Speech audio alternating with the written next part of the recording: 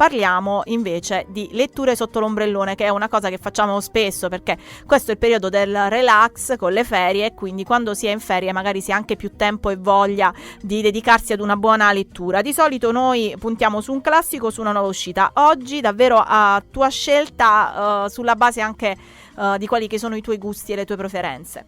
Oggi vorrei ricordarvi Divorare il cielo di Paolo Giordano. È un libro uscito qualche anno fa ed era ambientato in Puglia, ma ve lo propongo perché andando a leggere una novità invece che vi propongo anche, che è Tre di Valérie Perrin, che per capirci è l'autrice di Cambiare l'acqua ai fiori, sì. e che è un po' la novità dell'estate italiana della letteratura, diciamo sotto l'ombrellone, mi ha fatto notare che ci sono molti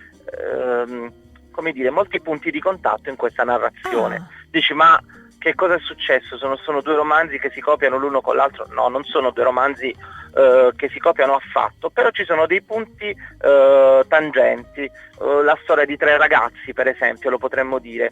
Sì. In Divorare il cielo i tre ragazzi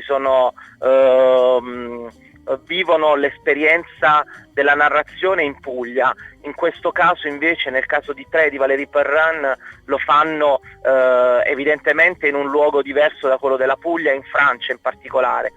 Ma ho notato, è bello certe volte soffermarsi su quello che abbiamo letto in passato, andarlo a recuperare dallo scaffale delle nostre librerie personali e tirarlo fuori, provare a confrontare le parole, vedere come la narrazione è diversa, trovare il piacere veramente di queste piccole chicche letterarie. Poi un classico.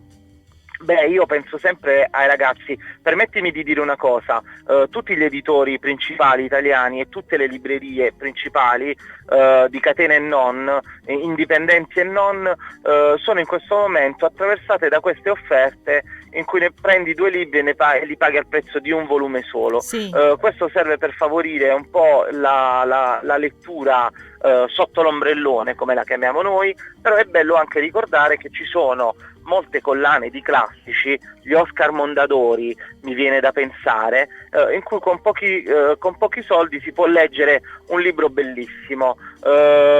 Fahrenheit 451, io penso sempre ai ragazzi. Che libro, mamma, che sei poi, andata a cercare, fantastico! E poi vi voglio salutare, sperando di non aver rubato troppo tempo, con un altro classico che per me è fondamentale e che festeggia i 70 anni dalla pubblicazione, Il giovane Holden. È un romanzo che io consiglio di leggere dai 16 anni in su. È un romanzo a tutto tondo per tutta la vita, ed è un romanzo che io spero che i genitori di oggi facciano leggere ai propri figli, per avere una generazione futura forte che abbia ancora voglia di sognare.